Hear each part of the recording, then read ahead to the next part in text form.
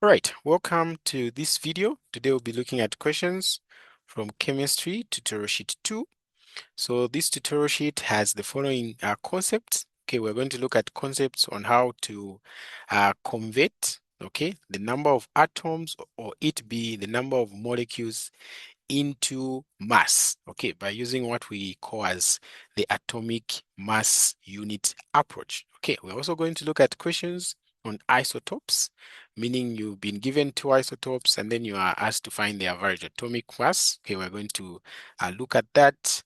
We're also going to look at subatomic particles, meaning those smaller particles that are found in an atom, like the protons, the neutrons, the electrons, okay, and how these atoms end up having a charge. Okay, we're going to look at questions that deal with that. So by the end of this video, you should be comfortable with those concepts and be able to answer questions from the past quiz papers, from the tests, and as well from the what? From the final exams.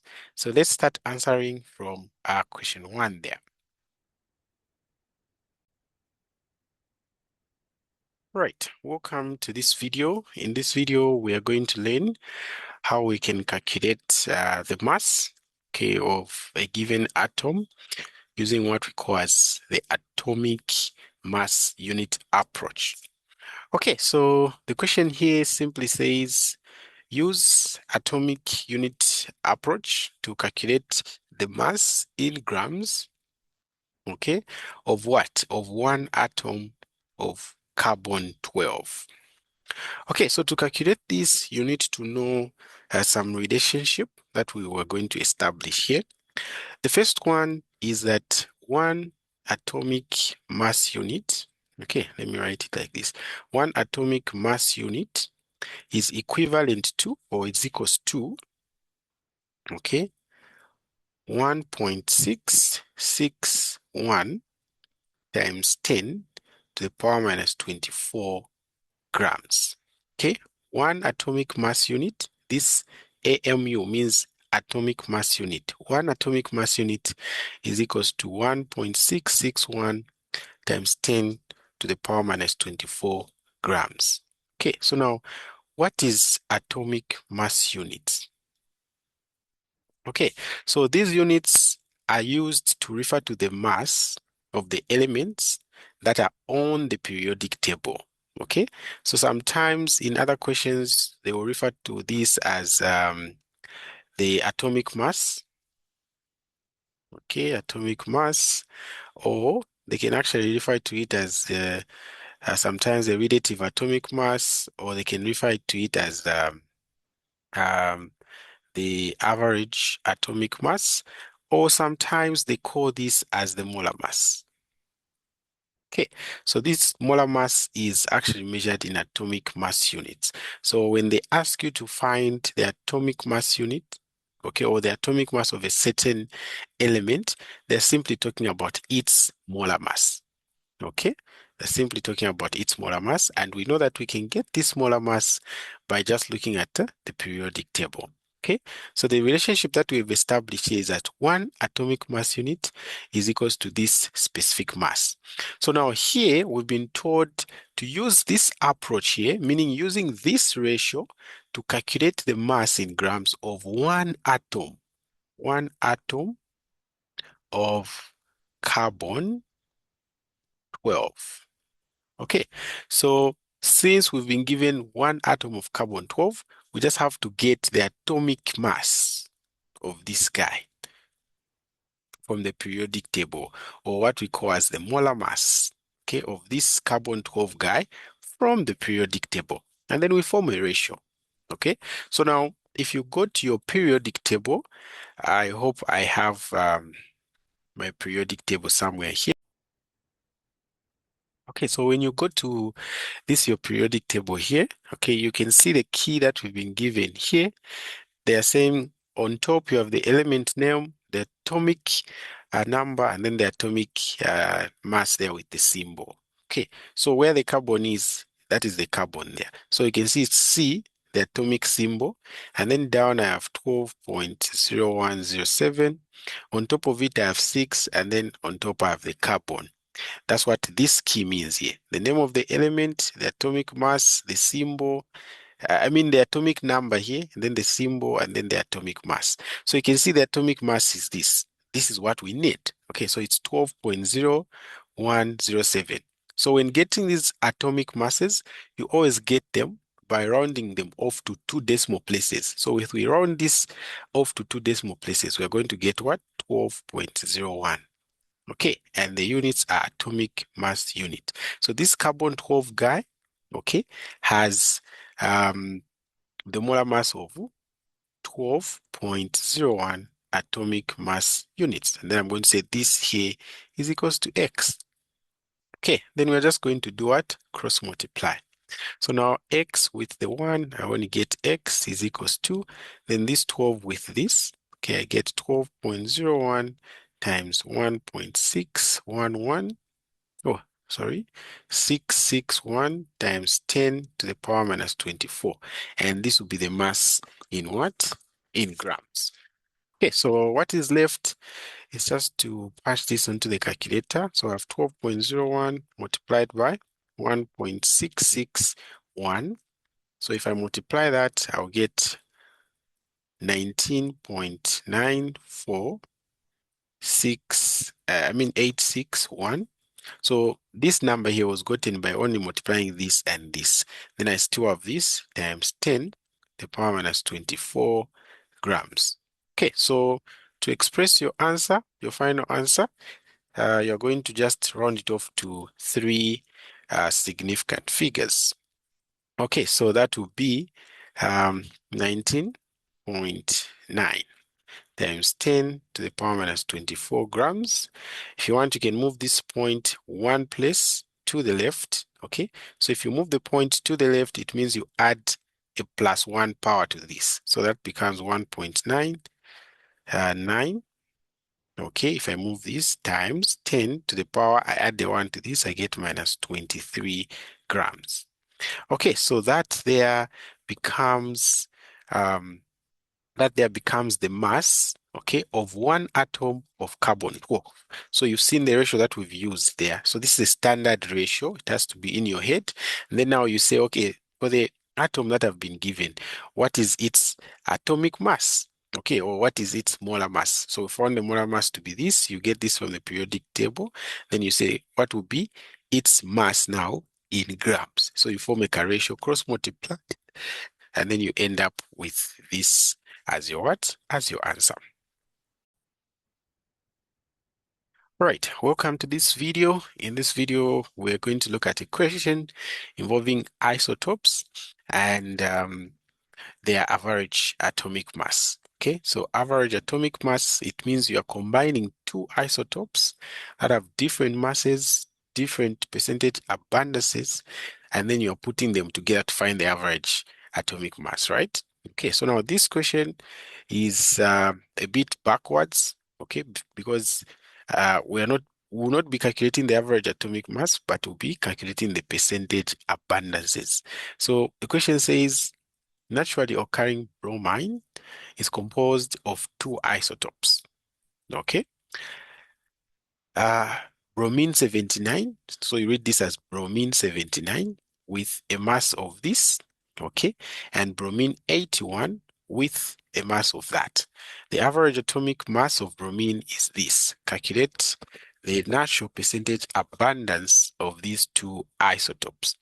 Okay, so I have two isotopes. I have bromine 79, which has a mass of 78.1983. And then I also have bromine 81, which has a mass of 80.9163. Okay, so this U simply means atomic mass units. Okay, sometimes it's written as that, sometimes it's just written as the U. Okay, so now they're telling me that the average atomic mass. So average atomic mass, okay, some books, they call this average atomic mass as the relative atomic mass. Okay, so this here has been given as 79.90 and then 40 U. So even here I should put U. Okay, so now you have to recall the formula of finding the average atomic mass or the relative atomic mass. So average atomic mass or relative atomic mass is simply found by saying the mass. Okay, so since here they said they have two isotopes, right? So the mass of the first isotope, I would say M1, multiplied by the percent abundance of the first isotope plus the mass of the second isotope represented as M2 multiplied by the percentage abundance of the second isotope, like that. Okay, so this is the formula. So now here we've been given this guy, which is what? 79.9040 is equals to. So now what is the mass of the first isotope? It is this. So that is 78.9183 multiplied by percentage 1. Okay, so now we know that a percentage is out of 100%, right? Okay, so this percent and this percent that I put there should be able to add to 100 because the percent is always out of 100. Okay, so I'm going to say let X, okay, be equals to the percentage for isotope 1. And then Y be equals to the percentage for isotope 2. So meaning that if I add these two, X plus Y, I should get what? 100%. Okay, should get 100%. All right, so now this X, okay, I can say I divide this X by 100, I divide this by 100, I also divide that by 100. Then what I have is X over 100, okay, plus Y over 100 should be equals to what? 1. So if I get this percent I divided by 100 and this percent I divided by 100, I should be able to get what? 1. Okay? If I want to use that anyway. But anyway, let me not confuse you. Let's just say plus the Y. These two percentages should give me 100%, right? So meaning I can even express Y in terms of the X. So Y would just be 100% minus X. Okay, it will be this. And then X will just be a percent. So the percent for 1, it is X. Okay, it is X. So I'm going to show it as a percent. So this is X. Okay, and then this X, I divide it by 100 because it's a percent. Okay, plus the mass 2 is this. So that is 80.9163 multiplied by, here I'm supposed to multiply by Y over 100.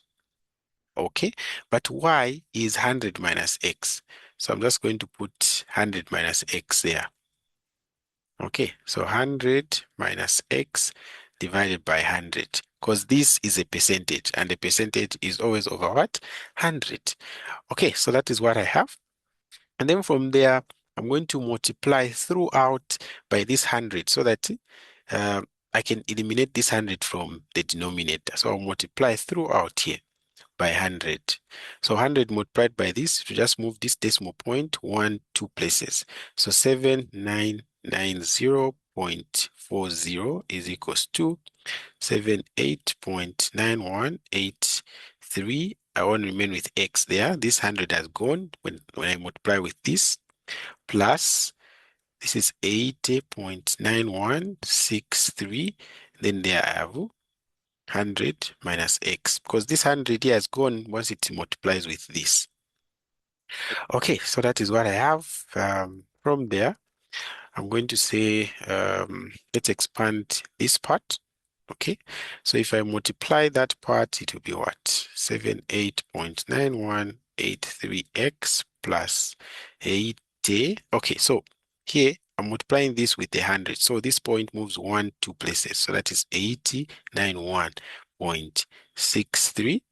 Then this guy multiplied by this, I get minus 80.9163x. Then you have that number like that.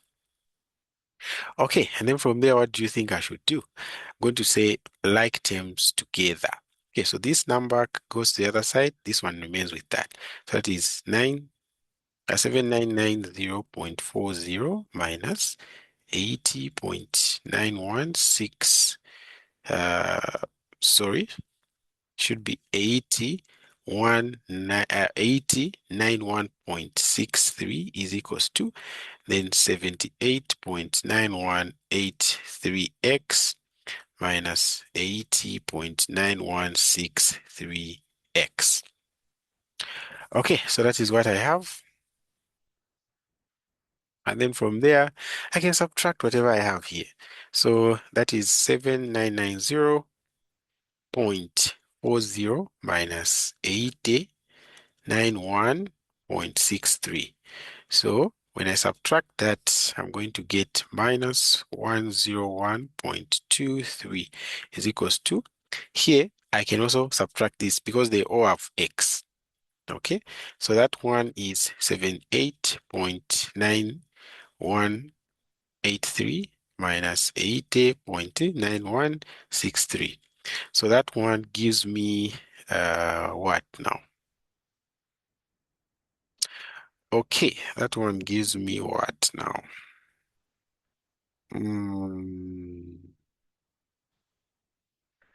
Okay. Um,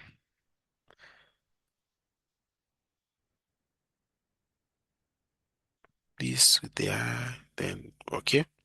So this one gives me minus 1.998 and then x. So I want to find the value of x, which is the percentage. So I'm going to divide by minus 1.998. Even this side, minus 1.998. So this one cancel. I want to remain with x is equals to. So I have minus 101.23 divided by 1.998. Okay, so what I get is 50.665666567. So I can round that off, okay, to maybe 4 decimal places. Okay, so this will just be 50 point, then this one will be 67%. Okay, so my x, or the percentage for the first isotope, which is the bromine 79, is equals to 50.67%. Okay, and then now you can guess how we're going to find the percent for the second isotope, which is y. We're just going to say y is equals to 100 minus the percentage for x, which is 50.67.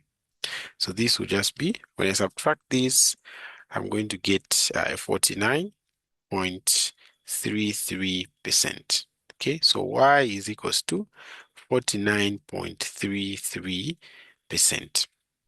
Okay, so meaning we have found these percentage what? Abundances. So I'm going to say bromine 79, okay, has the percentage abundance 50.67%, and bromine 81 has the percentage abundance 49.33%. Okay, so that is how we can solve this question, and we are done.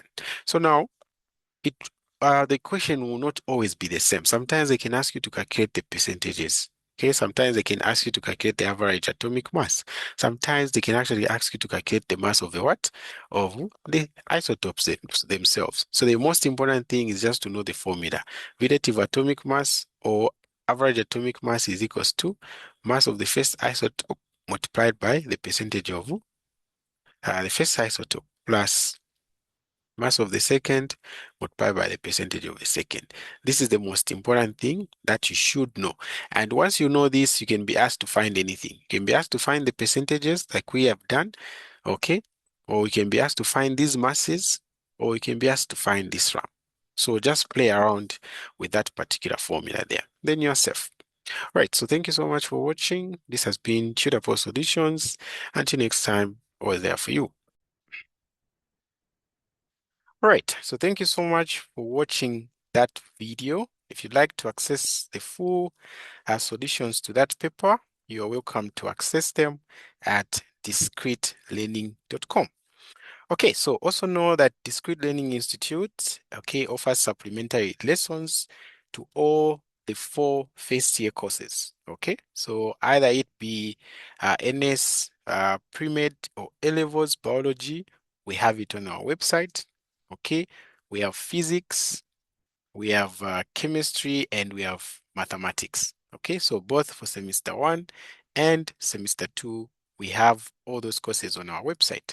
So for any of the courses that you decide to register for here, okay, in case you're having some academic challenges there and there, okay, you are going to access a full quiz and tests solutions. Okay, so like the quizzes for the past intakes, you're going to access full videos to them and just learn how to actually answer the questions.